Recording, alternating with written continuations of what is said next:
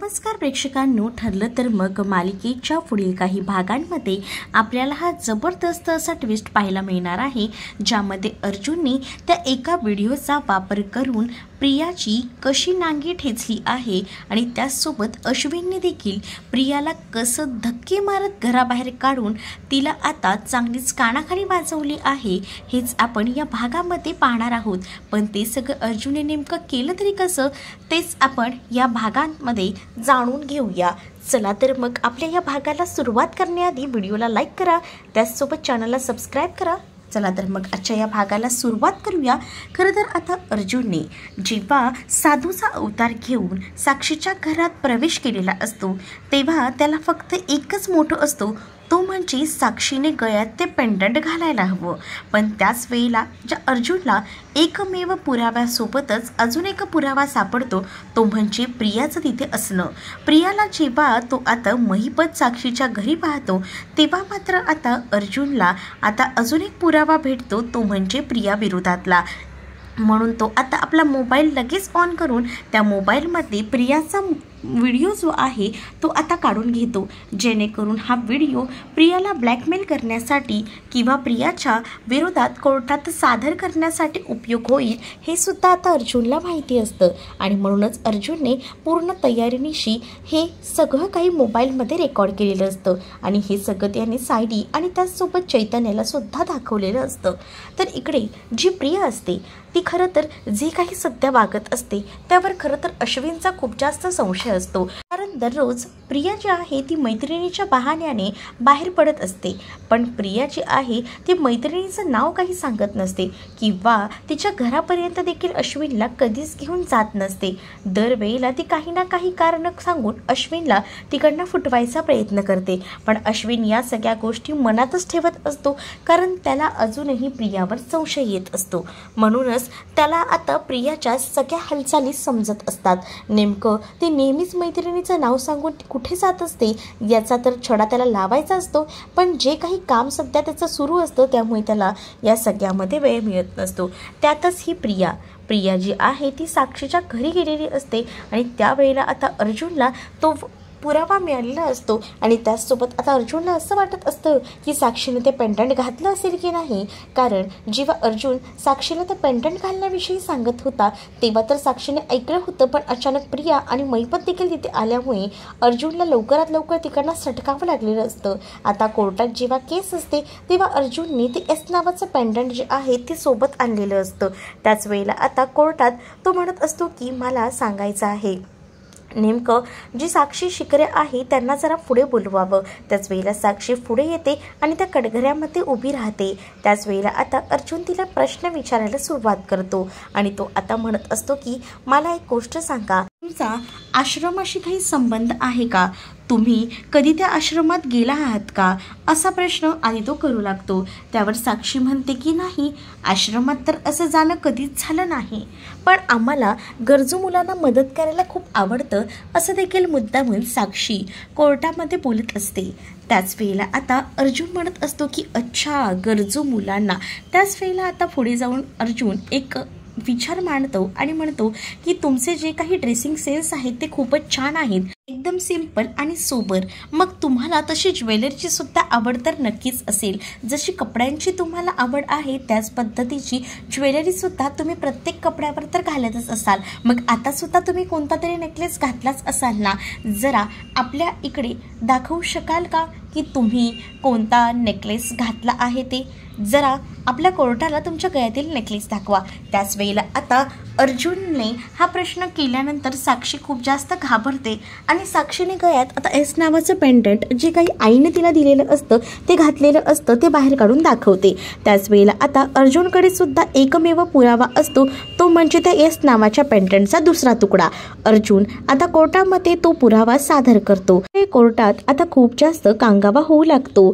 त्याच वेळेला ऑर्डर एकच आवाज जज यांचा येतो.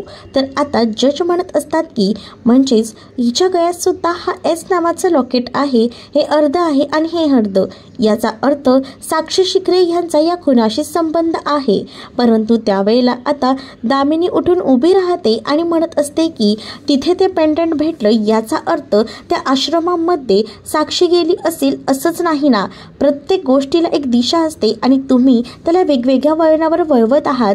अर्जुन सुभेदार, मला कधीतरी शंकाच येते की तुम्ही रविराज किल्लेदार यांचे शिष्य आहात ना, कारण रविराज हे आतापर्यंत उत्कृष्ट केस लढत आले आहेत आणि तुम्ही ज्या पद्धतीने ही केस लढत आहात ना, ती मला जरा वेगळीच वाटते. असं देखील दामिनी बोलून आता अर्जुनचं लक्ष विचलित करण्याचा प्रयत्न करत असते. पण अर्जुनही तितकाच हुशार असतो आणि अर्जुन आता कोर्टात भडकतो आणि म्हणत असतो की मला पूर्ण खात्री आहे हेच लॉकेट, हे जे काही आहे ते एसचं तिथे आम्हाला सापडलं आहे आणि त्याच वेळेला तुम्हाला माझ्यावर विश्वास बसत नसेल की हे पेंडंट अर्ध मी तिकडलाच आणलंय, तर मी तुम्हाला अजून एक विटनेस इथे आणतो. आणि त्याच वेळेला आता जे सावंत पोलीस असतात त्यांना सुद्धा तिथे बोलवलं जातं. त्यावेळेला ते साक्षी विरोधात साक्ष देत असतानाच म्हणत असतात की हो, आम्ही जेव्हा आश्रमात गेलो होतो तेव्हा काही पुरावे आम्हाला तिथे सापडले होते. त्यात हे अर्ध लॉकेट म्हणजे एस नावाचं पेंडंट सुद्धा तिथेच होतं आणि तिकडनंच हे सगळं मिळालं आहे आणि जे काही आम्ही केलंय ते कायद्याच्या अंतर्गत राहूनच केलेलं आहे, असं देखील आता ते पोलीस सांगू लागतात. पोलिसांनी असं हे वक्तव्य दिल्यानंतर इथे मात्र साक्षी जी आहे ती खूप जास्त घाबरलेली असते आणि साक्षी जेव्हा घाबरलेली असते तेव्हा अर्जुन त्याच्या हातात जे एस लॉकेट असतं आणि तिच्या गळ्यातलं एस लॉकेट हे जोडून बघतो आणि सांगू लागतो की बघा हे कसं परफेक्ट जोडत आहे. त्यामुळे आता साक्षी घाबरलेली असते. दामिनी मात्र आता कोर्टासमोर म्हणत असते की नाही, हे सगळं काही माझ्या अशिलाला फसवायचं चाललेलं आहे. जे काही रिपोर्ट आणि ज्या काही गोष्टी आहेत त्या आधीच मी कोर्टात सादर केलेल्या आहेत. अजूनही ते पुरावे खरेच आहेत असं म्हणायला हरकत नाही, कारण मागच्या वेळेला कोर्टात जसं सांगितलं होतं की याबद्दलचे अजून पुरावे लागतील, पण ते रिपोर्ट खोटे आहेत याबद्दलचे पुरावे अर्जुन सुभेदार यांनी दिलेले नाहीत. कशावरनं त्यांनी जे काही रिपोर्ट्स मागच्या याच्यामध्ये दिले ते पुरावे सगळे काही खरे असतील, तेही खोटेच असू शकतात ना, असं देखील आता अर्जुनबद्दल बोललं जात असतं. कारण आता अर्जुनला त्या सरंजामांकडनं योग्य तो पुरावा मिळालेला नसतो. पण आता अर्जुन सायलीने वेषांतर करून कशा पद्धतीने सरंजामांचा तो व्हिडिओ घेतला आहे आणि त्यामुळेच तो व्हिडिओसुद्धा आता त्यांना कशा पद्धतीने उपयोगी पडणार आहे तेच आता पुढच्या केसमध्ये आपण पाहणार आहोत. पण तत्पूर्वी आता सायली आणि अर्जुन जेव्हा ही केस पूर्ण होते, ही हिअरिंग पूर्ण होते, तेव्हा घरी येतात आणि याबद्दल डिस्कस करत असतात.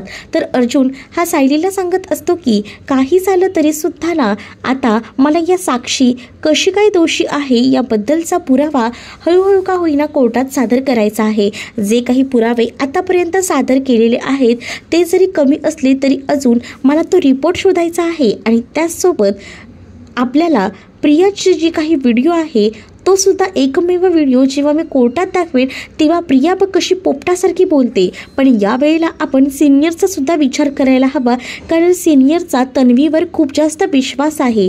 त्यांना असं वाटतंय की त्यांची तन्वी असं कोणतंही पाऊल उचलणार नाही जे खोट्याच्या दिशेने असेल. आणि जेव्हा तन्वी या सगळ्यात अडकेल तेव्हा रविराज सरांचं काय होईल. म्हणजेच रविराज सरांचं एवढं नाव आहे आणि ती एका खुन्याला सपोर्ट करते, ही गोष्ट जेव्हा रविराजांना समजेल तेव्हा त्यांना खूप मोठा धक्का बसलेला असेल. म्हणूनच मला असं वाटतं की रविराजांशी आपण बोलायला हवं असं अर्जुन आता सायलीला म्हणतो. सायली म्हणत असते की ठीक आहे, आपण रविराज सरांशी बोलून घेऊया आणि त्यानिमित्ताने प्रतिमा आत्याला सुद्धा भेटणं होईलच ना, असं आता सायली जी आहे ती आता अर्जुनला म्हणत असते. अर्जुन आहे तो म्हणतो की ठीक आहे, आपण उद्याच प्रतिमा आत्यांकडे जाऊया आणि प्रतिमा आत्यांना भेटूया. पण मला आता प्रियाला काय करावं हे समजत नाहीये. म्हणजे जर आपण प्रियाकडनं सत्य बदवून घेतलं तर प्रिया आपल्याला याबद्दल सांगेल का हो सगळं, असं सायली अर्जुनला म्हणत असते. तर आता सायली आणि अर्जुन रविराजांना भेटण्यासाठी गेलेले असतात. रविराज आता सायली आणि अर्जुनला म्हणत असतात की आज अचानक तुम्ही इथे कसे आलात. त्याच वेळेला आता अर्जुन रविराजांना म्हणत असतो की मला जरा सर तुमच्याशी तुझ्याशी बोलायचं आहे. रविराज म्हणतात, काय झालं आहे? केस संदर्भात आहे का? कोणाची ओळख हवी असेल तर सांग, मी तुला करेन मदत. त्याच वेळेला अर्जुन म्हणत असतो की खरं तर मी आता जी काही गोष्ट तुम्हाला दाखवेन सांगेन यावर तुम्हाला जास्त त्रास होईल, पण तुम्ही प्लीज या सगळ्याचा त्रास करून घेऊ नका. प्रतिमा तिथेच उभी असते. प्रतिमा अर्जुनला विचारते, अर्जुन बाळा काय झालं आहे नेमकं? तू असं का म्हणत आहेस? त्याच वेळेला आता सायली म्हणत असते की प्रतिमा त्या तसं घडलेलंच तर आहे. आम्हाला ही सगळी गोष्ट आधी रविराज काकांच्या कानावर घालावीशी वाटली, कारण उद्या कोर्टात ही घटना जेव्हा घडेल तेव्हा रविराजांना या सगळ्याचा जास्त त्रास होईल. त्यापेक्षा जर आधीच त्यांना सांगितलेलं असलं तर ते त्यांच्यासाठी पचवायला सोपं जाईल. यासाठी आम्ही ही गोष्ट रविराज काकांना सांगायला आलेलो आहोत, असं देखील सायली आता इकडे असणाऱ्या प्रतिमा आत्या आणि रविराज काकांना बोलत असते. रविराज म्हणत असतात की नेमकं काय घडलं आहे अर्जुन? एवढी कोणती मोठी गोष्ट आहे की ज्याने मला त्रास होऊ शकतो? त्याच वेळेला आता अर्जुन मोबाईलमधला तो व्हिडिओ प्रियाचा दाखवू लागतो आणि म्हणत असतो की बघा, हाच तो व्हिडिओ आहे ज्या व्हिडिओमध्ये प्रिया जी आहे ती साक्षीकडे गेलेली आहे. हे महिपतचं घर आहे आणि तिथेच ती आहे. याचा अर्थ तुम्हाला समजतोय का? आपली तन्वी जी आहे ती पूर्णपणे साक्षीला सहकार्य करते, पण यामागचा तिचा उद्दिष्ट काय आहे? तिला मदत करण्याचा. हे जर आपण कोर्टामध्ये विचारलं आणि हा व्हिडिओ जर दाखवला तर प्रियाला तिथे अखेरीस सत्य हे बोलावंच लागणार आहे. मग तेव्हा काय करायचं? तेव्हा तुमचं नावसुद्धा खराब होणार आहे हे कुठेतरी मला वाटते, कारण रविराज हे नाव खरं तर मार्केटमध्ये खूप गाजलेलं आहे आणि प्रख्यात वकील म्हणून तुम्हाला ओळखलं जातं. आणि जर तुमचीच मुलगी जर खुन्याला सपोर्ट करत असेल तर ही गोष्ट कुठेतरी न पचण्यासारखी आहे. म्हणून आपण आधी गोडी गुलाबींनी प्रियाशी बोलून बघायचं का, असं मला वाटतंय. तुम्हाला काय वाटतंय? प्रिया सगळं काही सत्य सांगेल का? पण हे खूप जास्त चुकीचं आहे. या सगळ्यामागे प्रियाचा नेमका हेतू काय आहे हे सुद्धा आपल्याला जाणून घ्यायला हवं, असं अर्जुन आता रविराजांना म्हणतो. रविराजांचं डोकं आता चालायचं बंद झालेलं असतं, कारण त्यांना प्रचंड संताप येत असतो. इतके दिवस जे सत्य प्रिया आतापर्यंत लपवत होती ते सत्य आता रविराजांसमोर उघड झालेलं असतं. आता रविराज आणि प्रतिमा हे दोघंही जण प्रियाला तातडीने घरी बोलवायचं ठरवतात आणि दोघंही जण प्रियाला घरी बोलवून घेतात. प्रियाला इथे जेव्हा रविराज आणि प्रतिमाचा फोन आलेला असतो तेव्हा प्रियाला नक्कीच शंका आलेली असते की अर्जुन आणि सायलीने किंवा सायलीनेच माझी काहीतरी तक्रार केलेली आहे, म्हणजे मी घरी बरोबर वागत नाही आहे ह्याची. पण मला माहिती आहे मला यासाठी बोलवलं असणार की अन्नपूर्णा आजीसोबत नीट वागायचं. पण आता ही सगळी गोष्ट जी आहे ती आता रडून रडून प्रिया जी आहे अश्विनला सांगत असते आणि अश्विनला म्हणत असते की बघ ना, आता या सायलीला काय गरज होती त्या दिवशी घडलेलं सगळं प्रकरण बाबांना सांगायची. बाबांनी आता माझी कान उघडणी करायला मला घरी बोलवलंय. आता ना मला खरंच टेन्शन आलंय. मी इकडेही नाही राहिले आणि तिकडेही नाही राहिली. कुठे जाऊ मी? म्हणजे इकडे सुद्धा सगळेजण मला बोलतात आणि आता बाबांना या सायलीने सगळं सांगून बाबांना सुद्धा मला खूप काही बोलतायत. माझं असं आता कोणच नाहीये, मला सपोर्ट देखील कोण करत नाहीये. त्यावर अश्विन आता प्रियाला म्हणत असतो की तू काळजी करू नकोस ना, मी नेहमीच तुझ्या पाठीशी उभा आहे. चल, आपल्याला रविराज काकांनी बोलवलं आहे ना तर मी सुद्धा तुझ्या सोबत येतो. त्यावर आता प्रिया म्हणत असते की तू कशाला, मी जाईन की एकटी. पण आता अश्विन म्हणत असतो की असं काय करतेस, तुला काकांनी बोलवलं आहे ना, मग तुला परत ते काही बोलतील तर मी असेल ना तुझ्या पाठीशी खंबीरपणे उभं राहायला, मीही येतो तुझ्यासोबत. आता प्रियासोबत अश्विन सुद्धा जायला तयार झालेला असतो आणि दोघंही जण आता जायला निघतात. येणार आहे हे आता अर्जुन आणि सायलीला माहिती असतं, म्हणून ते आतमधल्या रूममध्ये लपून बसतात. त्यांना आधी प्रिया ते नसताना काही सत्य सांगते की नाही रविराजांना हे जाणून घ्यायचं असतं. आता जेव्हा प्रिया आणि त्याचसोबत अश्विन घरी येतात तेव्हा आता रविराज म्हणत असतात की प्रिया तुझं नेमकं काय चाललं आहे. त्यावर प्रिया रडत म्हणते की मला माहिती आहे सायलीने तुम्हाला सांगितलं असेल की मी अन्नपूर्णा आजीसोबत कसं वागले ते, पण त्यामध्ये माझी खरंच काही चूक नव्हती. सगळ्यांनीच माझ्याबद्दल खूप मोठा गैरसमज करून घेतलाय आणि म्हणूनच मला सगळेजण टॉर्चर करताय आणि आता तुम्ही सुद्धा मला त्यासाठी बोलवलं आहे ना. प्रतिमा आता तन्वीला समजावत म्हणत असते की तुला त्यासाठी आम्ही बोलवलेलं नाही आहे, आमचं जरा दुसरंच काम आहे तुझ्याकडे. तर प्रियाला वाटतं की काय असेल का? म्हणूनच प्रिया विचारते की काय झालं आहे बाबा नेमकं? त्याच वेळेला नेमका तुझा आणि साक्षीचा संबंध काय आहे असा प्रश्न पहिल्यांदा रविराज करू लागतात. रविराजने हा एक प्रश्न केल्यानंतर प्रियाची मात्र बोलती बंदच झालेली असते. तिला काय बोलावं आणि काय नको हे समजत नाही. ती मात्र खूप जास्त घाबरते. त्याच वेळेला आता रविराज म्हणत असतात की मी तुला काहीतरी विचारले, त्या प्रश्नाचं उत्तर दे. तन्वी, मला उत्तर हवं आहे. तन्वी शांत असते आणि रडत असते. सुमन म्हणत असते की बाया रडू नको, शांत हो. पण आता रविराज इतके भडकलेले असतात ना की ते आता सुमनला देखील म्हणतात, सुमन तू यामध्ये पडू नकोस, मला आता फक्त तन्वीकडनं उत्तरं ऐकायची आहेत, मला सांग. त्याच वेळेला अश्विन म्हणत असतो की काय झालं आहे नेमकं काका, मला जरा सांगाल का? त्याच वेळेला अश्विनला आता रविराज घडलेला सगळा प्रकार सांगतात आणि म्हणत असतात की ही रोज घरातून काय सांगून बाहेर निघते.